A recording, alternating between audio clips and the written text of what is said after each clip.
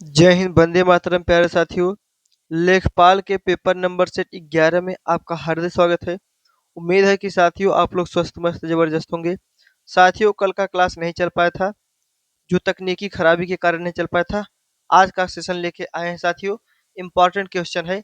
कहा जा रहा प्रश्न नंबर फर्स्ट है भाई, पटवारी का मुख्य कार्य क्या होता है? पटवारी का मुख्य कार्य क्या होता है भाई? देखेंगे, पटवारी को हम लोग लेखपाल के नाम से भी जानते हैं। पटवारी को लेखपाल के भी नाम से जानते हैं।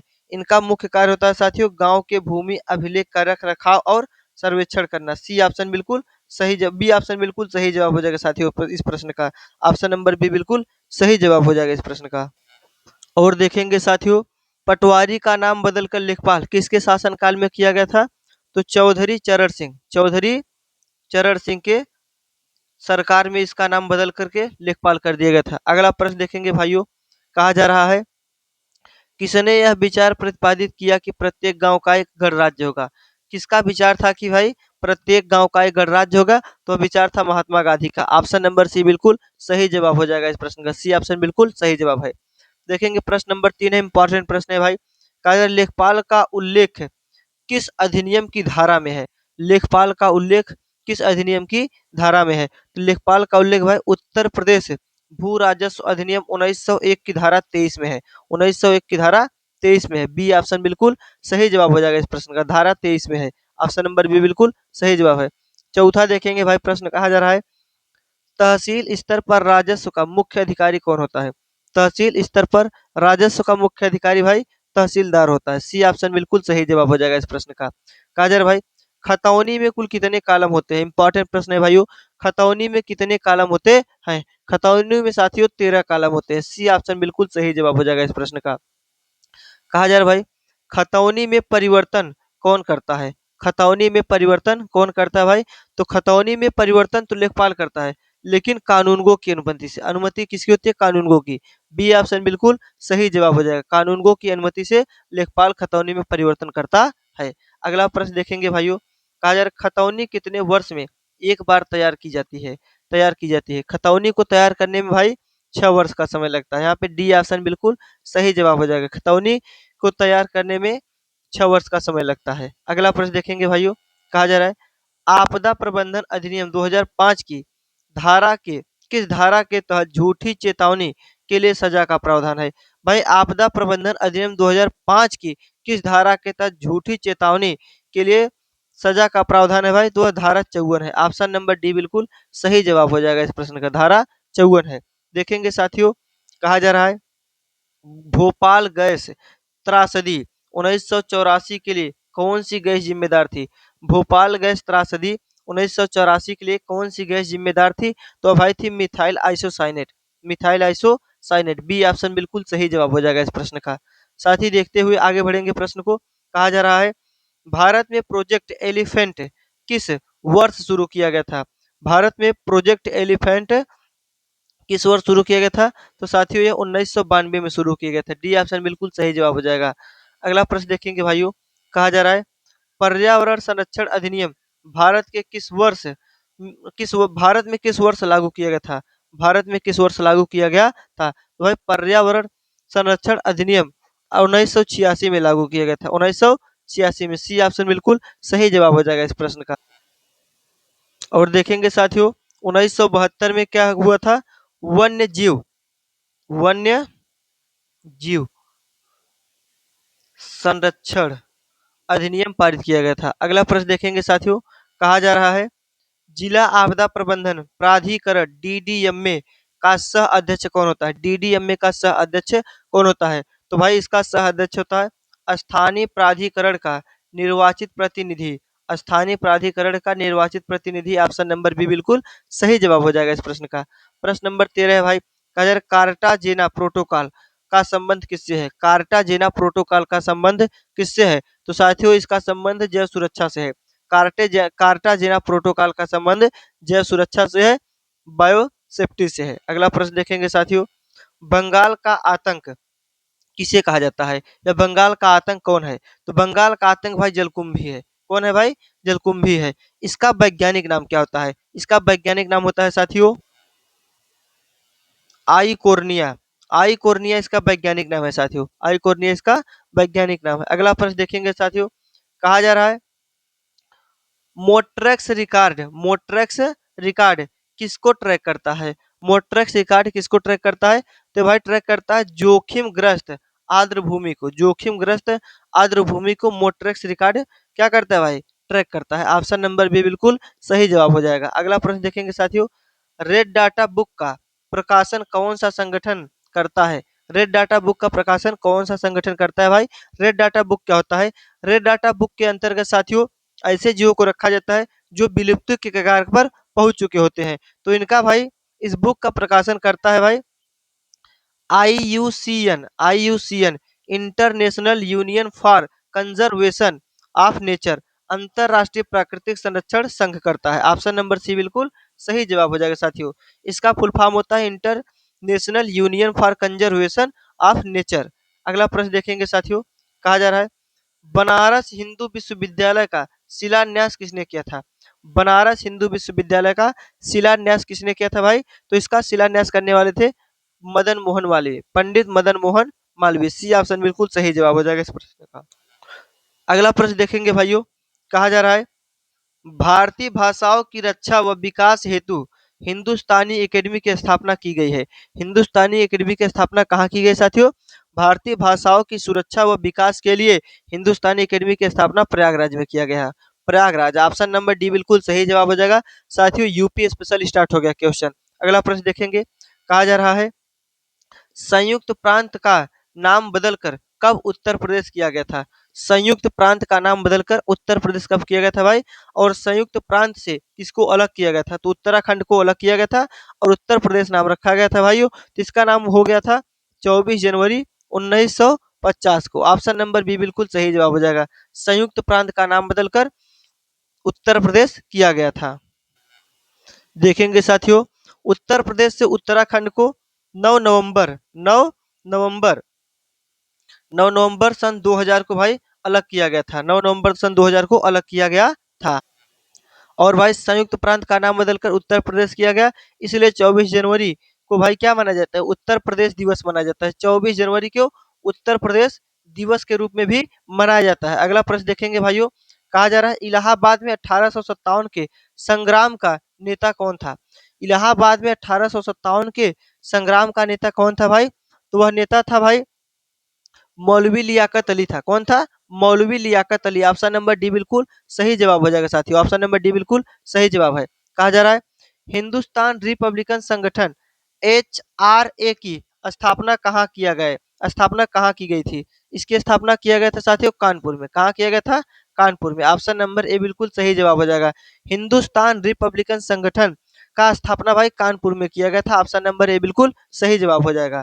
कहा जा रहा है भाई 1857 के प्रथम स्वतंत्रता आंदोलन में बरेली में किसने नेतृत्व किया था? बरेली में किसने नेतृत्व किया था भाई? तो बरेली के नेतृत्व करता थे खान बहादुर खां।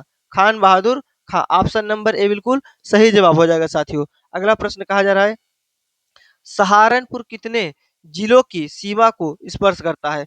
जो सहारनपुर है भाई यह कितने जिलों की सीमा को स्पर्श करता है? यह कितने राज्यों की?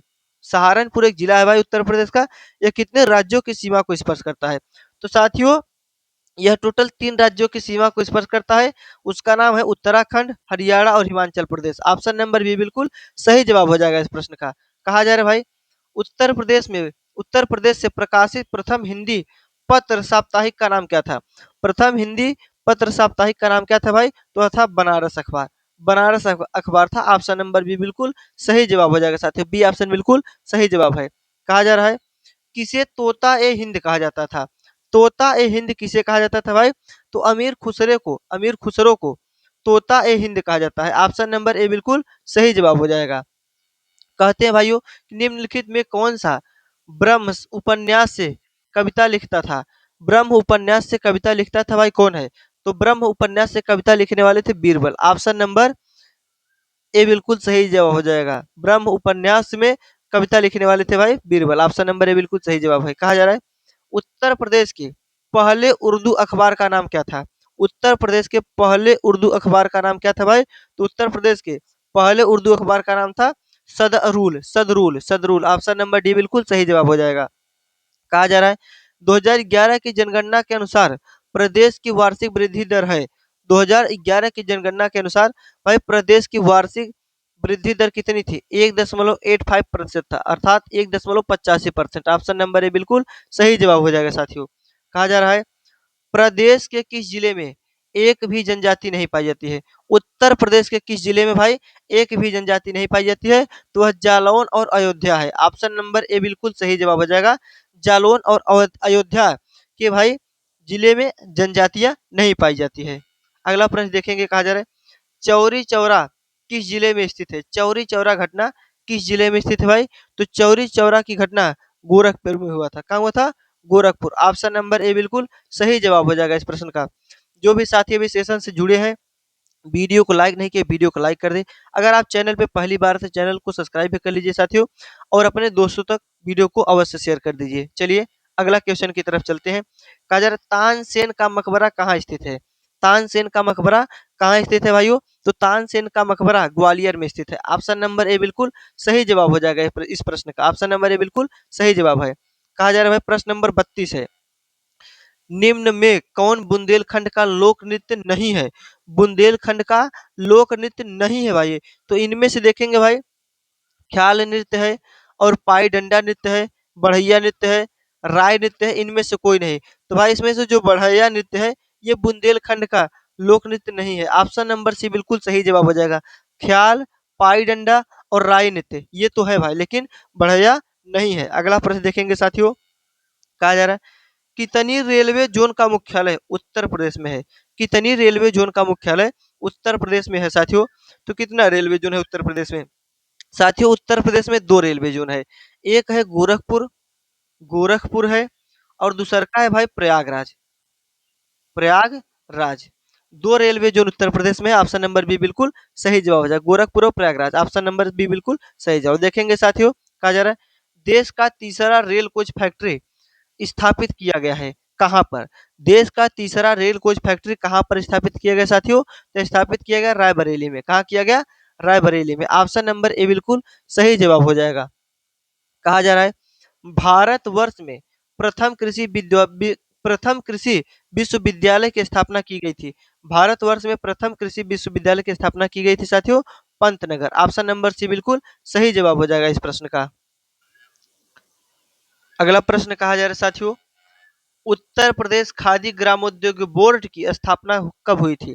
उत्तर प्रदेश खादी ग्राम उद्योग बोर्ड की स्थापना कब हुई थी? तो इसकी स्थापना हुई थी साथियों 1960 में। 1960 बी ऑप्शन बिल्कुल सही जवाब हो जाएगा इस प्रश्न का। ऑप्शन नंबर बी बिल्कुल सही जवाब है। साथियों उत्तर प्रदेश स्पेशल समाप्त हुआ। अब कंप्यूटर के प्रश्नों की तरफ चलेंगे। कहा जा रहा है भाई वेबसाइट के मुख्य पेज को क्या कहा जाता है? वेबसाइट के मुख्य पेज को कहा जाता है भाइयों होम पेज। होम पेज कहा जाता है। बी ऑप्शन बिल्कुल डी ऑप्शन बिल्कुल सही जवाब हो जाएगा। होम पेज कहा जाता है वेबसाइट के मुख्य पेज को साथियों हम लोग होम पेज कहते हैं। डी ऑप्शन बिल्कुल सही जवाब है। साथियों कहा जा रहा है HTTP का पूर्ण रूप क्या है? इसका फुल फॉर्म पूछ रहा है भाई, इंपॉर्टेंट प्रश्न है साथियों। HTTP का पूर्ण रूप क्या है? तो इसका साथियों पूर्ण रूप होता है hyper text transfer protocol. Hyper text transfer protocol. Option number A बिल्कुल सही जवाब हो जाएगा साथियों इस प्रश्न का। कहा जा रहा है भाई किसी फाइल या फोल्डर को स्थायी रूप से डिलीट करने के लिए किस कमांड का उपयोग किया जाता है? किसी फाइल को भाई स्थायी रूप से डिलीट करने के लिए किस कमांड का उपयोग करते हैं? भाई कीबोर्ड के हम बटन को दबाते हैं shift plus delete, shift plus delete करते हैं तो भाई स्थायी रूप से डिलीट हो जाता है। ऑप्शन नंबर ए बिल्कुल सही जवाब हो जाएगा साथियों। अगला प्रश्न देखते हैं। कहा जा रहा है दस्तावेज प्रिंट करने के लिए शार्ट की कुंजी का क्या है? शॉर्टकट कुंजी क्या है? तो भाई दस्तावेज को प्रिंट करने के लिए शॉर्टकट कुंजी होता है भाई control plus P. Control plus P होता है। ऑप्शन नंबर सी बिल्कुल सही जवाब हो जाएगा। कंट्रोल प्लस पी से भाई प्रिंट हो जाता है। अगला प्रश्न देखते हैं डेस्कटॉप पर नोटिफिकेशन एरिया किस तरफ पाया जाता है? किस तरफ पाया जाता है? तो साथियों हम देखते हैं डेस्कटॉप पर नीचे की तरफ और दाहिनी ओर नोटिफिकेशन एरिया पाया जाता है। ऑप्शन नंबर ए बिल्कुल सही जवाब हो जाएगा। जहां पर टाइमिंग वगैरह और डेट वगैरह चलता रहता है वहीं पर देखेंगे भाइयों। ऑप्शन नंबर ए बिल्कुल सही जवाब हो जाएगा। कहा जाता है मदरबोर्ड को और किस नाम से जाना जाता है? मदरबोर्ड को और किस नाम से जाना जाता है भाइयों? कहा जा रहा है electronic board, printed circuit board और भाई कंबाइंड बोर्ड। ऊपर दिए गए ए और बी दोनों, इनमें से कोई नहीं। साथियों मैं आपको बता दूं कि मदरबोर्ड को दूसरा नाम कहते हैं इलेक्ट्रॉनिक बोर्ड, इलेक्ट्रॉनिक बोर्ड भी कहते हैं। ऑप्शन नंबर ए बिल्कुल सही जवाब हो जाएगा। कहा जा रहा है लिनक्स का आविष्कार किसने किया था? लिनक्स का आविष्कार किसने किया था भाइयों? तो लिनुस टोरवाल्ड ने किया था, वाल्ड्स ने किया था। ऑप्शन नंबर डी बिल्कुल सही जवाब हो जाएगा। अगला प्रश्न देखेंगे साथियों। कहा जा रहा है एप्लेट्स जैसे विशेष प्रोग्राम बनाने के लिए निम्न में से कौन सी प्रोग्रामिंग भाषा का उपयोग किया जाता है? एप्लेट्स बनाने के लिए भाई जावा का उपयोग किया जाता है। किसका? जावा का उपयोग किया जाता है। ऑप्शन नंबर ए बिल्कुल सही जवाब हो जाएगा इस प्रश्न का। अगला प्रश्न देखेंगे भाइयों। कहा जा रहा है डेटाबेस में उपलब्ध डेटा के आधार पर पूछे जाने वाले बुनियादी प्रश्नों को क्या कहा जाता है? पूछे जाने वाले बुनियादी प्रश्नों को भाई फार्म्स, क्वेजरी और टेबल्स, रिपोर्ट्स और डेटा शीट्स। इसमें से भाई देखेंगे कौन सा सही हो जाएगा? तो इसमें से बी ऑप्शन सही हो जाएगा, क्वेजरी कहते हैं। ऑप्शन नंबर बी बिल्कुल सही जवाब हो जाएगा, क्वेजरी। देखेंगे भाइयों कंप्यूटर को बूट करने में सक्षम होने के लिए कंप्यूटर के पास क्या होना चाहिए? कंप्यूटर को बूट करने में सक्षम सक्षम होने के लिए भाई कंप्यूटर के पास क्या होना चाहिए? तो कंप्यूटर के पास भाइयों ऑपरेटिंग सिस्टम होना चाहिए। ऑप्शन नंबर सी बिल्कुल सही जवाब हो जाएगा। जब तक भाई ऑपरेटिंग सिस्टम नहीं रहेगा तब तक आप कंप्यूटर को बूट नहीं कर सकते हैं। अगला प्रश्न देखेंगे भाइयों। कहा जा रहा है डिस्क को ट्रैक और सेक्टर में विभाजित करने की प्रक्रिया कहलाती है। डिस्क को ट्रैक और सेक्टर में विभाजित करने की प्रक्रिया को साथियों हम लोग क्या कहते हैं? तो इस प्रक्रिया को साथियों हम लोग कहते हैं फॉर्मेटिंग। क्या कहते हैं भाई? फॉर्मेटिंग कहते हैं। बी ऑप्शन बिल्कुल सही जवाब हो जाएगा इस प्रश्न का। कहा जा रहा है भाई कंट्रोल और शिफ्ट किस प्रकार की कुंजी है? किस प्रकार की कुंजियां या की है? तो भाई कंट्रोल और शिफ्ट एक मॉडिफायर कुंजी है, एक मॉडिफायर कुंजी। ऑप्शन नंबर सी बिल्कुल सही जवाब हो जाएगा। मॉडिफायर की होता है। ऑप्शन नंबर सी बिल्कुल सही जवाब हो जाएगा। कहा जा रहा है भाई प्रोसेसर के तीन मुख्य भाग कौन से हैं? प्रोसेसर के मुख्य तीन भाग कौन होते हैं साथियों? तो प्रोसेसर के मुख्य तीन भाग होते हैं एएलयू, कंट्रोल यूनिट और रजिस्टर। ऑप्शन नंबर ए बिल्कुल सही जवाब हो जाएगा। देखेंगे भाइयों कहा जा रहा है प्रश्न है साथियों कंप्यूटर को स्टार्ट करने के लिए प्रोग्राम किस प्रकार की मेमोरी में होता है? प्रोग्राम किस प्रकार की मेमोरी में होता है साथियों? तो प्रोग्राम होता है साथियों रोम में। किस में होता है साथियों? रोम में होता है। ऑप्शन नंबर ए बिल्कुल सही जवाब हो जाएगा। साथियों इस प्रश्न में आप लोग सोच रहे होंगे यहाँ पे रैम वाला क्यों ऑप्शन नहीं हुआ? क्योंकि रैम मेमोरी का है, प्रोसेसर का नहीं। देखेंगे भाइयों कहा जा रहा है अप्रैल 2025 में प्रधानमंत्री नरेंद्र मोदी ने रामेश्वर को भारतीय मुख्य भूमि से जोड़ने वाले किस ऊर्ध्वाधर लिफ्ट समुद्री पुल का उद्घाटन किया? समुद्री पुल का उद्घाटन किया। तो साथियों पंबन ब्रिज का उद्घाटन है। किसका? पंबन ब्रिज। ये फेमस क्वेश्चन है इस समय का साथियों। ऑप्शन नंबर ए बिल्कुल सही जवाब हो जाएगा। साथियों कंप्यूटर का विश्लेषण समाप्त हुआ और चलते हैं जीके की तरफ चलते हैं। अगला प्रश्न देखेंगे भाइयों। कहा जा रहा है डिजिटल इंडिया अभियान कब शुरू किया गया था? डिजिटल इंडिया अभियान कब शुरू किया गया था?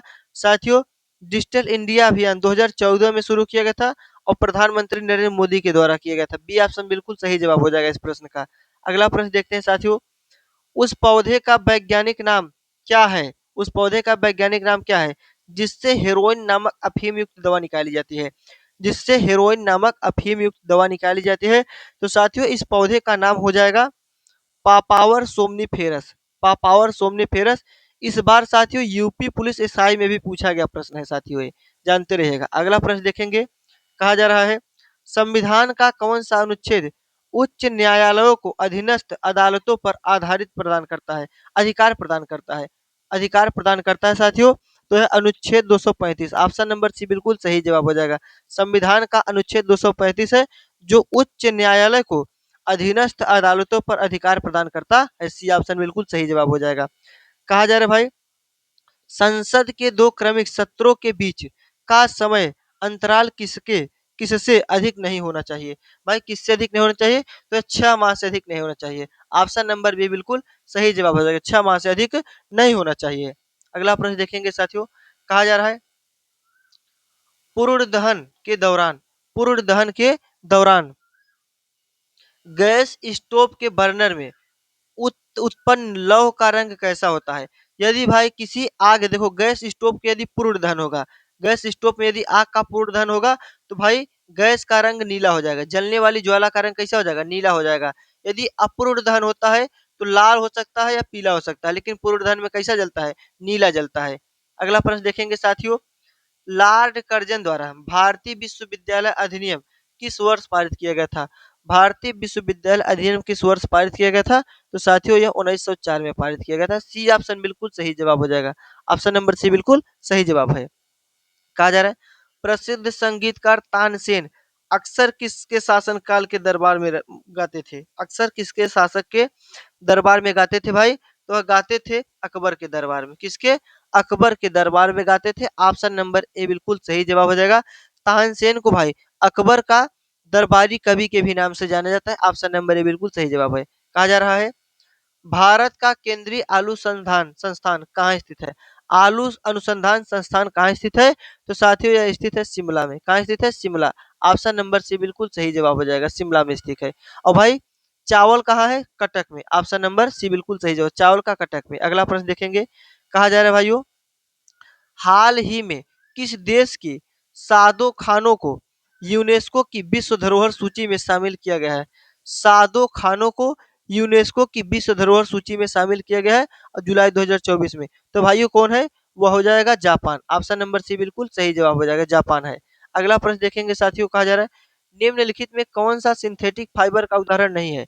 सिंथेटिक फाइबर का उदाहरण नहीं है साथियों, तो इसमें से भाई सिंथेटिक फाइबर नहीं है, आपको बता दे। यहाँ पे एक ऑप्शन है भाई पॉलिएस्टर, कपास, नायलॉन, रेयान। तो भाइयों पॉलिएस्टर और नायलॉन, रेयान ये कृत्रिम रूप से बनाया जाता है, लेकिन कपास को कृत्रिम रूप से नहीं बनाया जाता, ये प्राकृतिक है। तो इसलिए ऑप्शन नंबर बी बिल्कुल सही जवाब है, सिंथेटिक फाइबर नहीं है। यहाँ पे भाई बी ऑप्शन बिल्कुल सही जवाब है।